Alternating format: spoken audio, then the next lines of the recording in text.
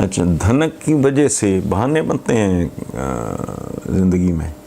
धनक की वजह से मुनीर नियाज़ी साहब के रिश्ता, वरना काम में हमारे जैसा बंदा कहाँ मुनीर नियाज़ी, वो क्या हमारा मेल जोल, वो साहिवाल से आए थे, वो नियाज़ी थे, उनकी एक अपनी दुनिया थी, एक ख़ास तरह का उनमें एक रख रखाव था, और वो भी हसीन तरीन लोगों में से एक थे। वो ख़ुद कहा करते थे, उनसे मंसूब है यह जुमला कि पाकिस्तान में तो 3 ही लोग खूबसूरत हैं।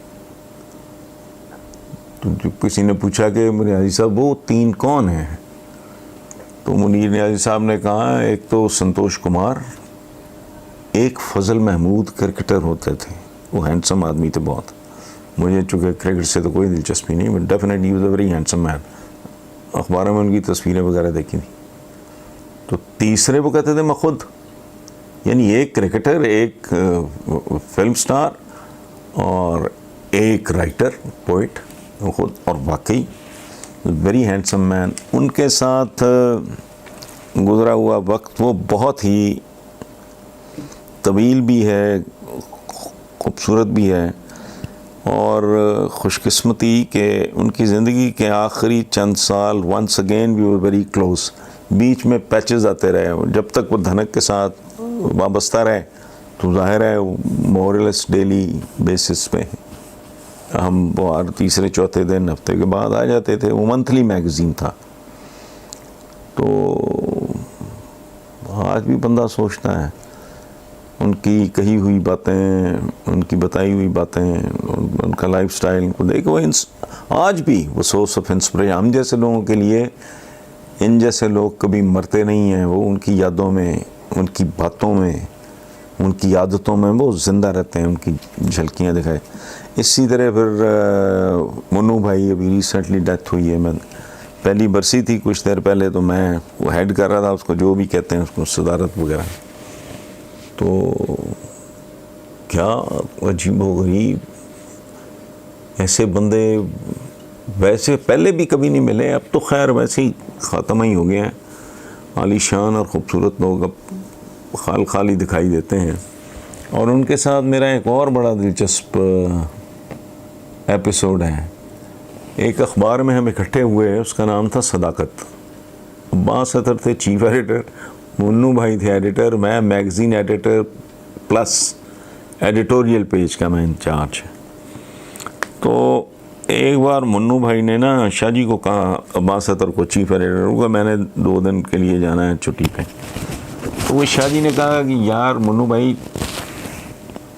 तू अनू हसन निसार नूं पुछ लै, वो बाद फिर वो लड़दा है और ये करदा है।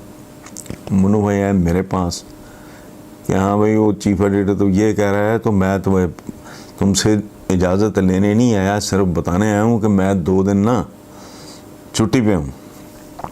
तो मैंने मुन्नू भाई का मैंने कहा देखो बात सुनो, अगर 2 दिन छुट्टी करनी है तो 2 दिन कॉलम की छुट्टी नहीं करनी। कॉलम का उन्वान था गिरेबान, बहुत पॉपुलर कॉलम था। तो मुझे कहते यार 2 दिन तो जान छोड़ दे मेरी, ये वो। अच्छा, मैंने कहा अच्छा ठीक है 2 दिन मैं छोड़ देता हूँ। इसके बाद मैंने कहा मुन्नू भाई अगर गैर हाज़िरी लंबी हुई तो इस नाम से मैं कॉलम लिखूँगा। और बेशुमार लोग इस बात के गवाह हैं, उर्दू जर्नलिज्म में शायद ये कभी हुआ ही नहीं। मुन्नू भाई ने 2 दिन की बजाय मेरा ख्याल 8 दिन लगा दिए। मैंने नागा नहीं होने दिया, मैंने मुन्नू भाई के नाम से मुन्नू भाई का कॉलम मैंने ख़ुद लिखा। ये अब कौन किसको क्या समझाए। जंग में एक बार ये हुआ हम दोनों के दरमियान, मेरा जंग लाहौर के कवर इन साइड पे कॉलम होता है, राइट साइड पे, तो एक्सट्रीम लेफ्ट पे दूसरे सब, वहाँ मुन्नू भाई का कॉलम होता था।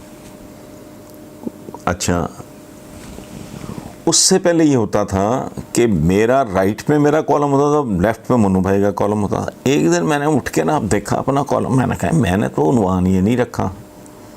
अच्छा, साथ ही मेरी नज़र मुन्नू भाई के कॉलम पे पड़ी, तो मैंने कहा भाई मेरा तो ये चला गया है। मेरा जो मैंने कॉलम पढ़ा तो पता लगा कॉलम तब्दील हो गए हैं। यानी लोगो तो हम दोनों का अपना अपना था, मुन्नू भाई का अपना गिरेबान का लोगो था, मेरा अपना चौराहा का लोगो था, लेकिन अंदर जो कॉलम छपा हुआ था वो मुन्नू भाई का कॉलम मेरे खाते में पड़ा हुआ था और मेरा मुन्नू भाई के खाते में पड़ा था। मैंने खैर बड़ा एंजॉय किया, मैं समझ गया कि भाई ये वो गलती टेक्निकल किस्म की हो गई है। तो मैंने मुन्नू भाई को कॉल किया, मैंने कहा मुन्नू भाई, ज़िंदगी में पहली बार मैंने कहा यार मुन्नू भाई तुम्हारा कॉलम पढ़ने का मज़ा आया है, रोज़ बोर करते हो लेकिन आज सुभान अल्लाह तो मुझे आगे कह दो बकवास ना कर, मैं समझ गया हूँ तो क्या कहना चाह रहा है। इस तरह का एक बार किसी ने भेजी चेरीज़ के काफ़ी सारे कार्टन ना, तो मुन्नू भाई का फ़ोन आया कि भेज दो अपने किसी ड्राइवर को, वो ले जाए। अब मैं रहता था फार्म हाउस पे बेलीपुर, वो रहते थे उधर रिवास गार्डन। तो मैंने कहा मुन्नू भाई चेरीज़ ऐसी कौन सी को कस्तूरी है, ढेरों ढेर मिलती हैं नहर पे, जाके मैंने कहा दिल करेगा तो जा, कोई बंदा मेरा जाके ले आएगा, तो इतनी दूर आना। तो ये मैंने कहा जी ये उनके तो खैर फैमिली बहुत छोटी थी, गुड़िया उनकी बेटी, काशी उनका बेटा, तो एक मियाँ बीवी। तो मैंने कहा कि आप पड़ोसियों को बांट दें, छोड़ें। चुप कर गए। अगले दिन उनका ड्राइवर आया, उसने वो कार्टन चेरीज़ के उठाए हुए, शरीफ उसका नाम है, यार मैंने तो चाय शाय पिलाई। मैंने कहा हाँ। एंड में कहता है कि वो कुछ भेजा है मुन्नू भाई ने। मैंने कहा अच्छा क्या है? वो लेके आ गया कार्टन। मैंने कहा अच्छा, समझ तो गया मैं बात क्या हुआ होगा। खैर चुप कर गया। मैंने कहा ठीक है रखो इधर, मुलाजिम का उठा के ले जाओ अंदर। तो उठने से पहले वो ड्राइवर मुझे एक रुक्का देता है, रुक्का दे के मुझे कहता है कि ये मुन्नू भाई ने देता है जी।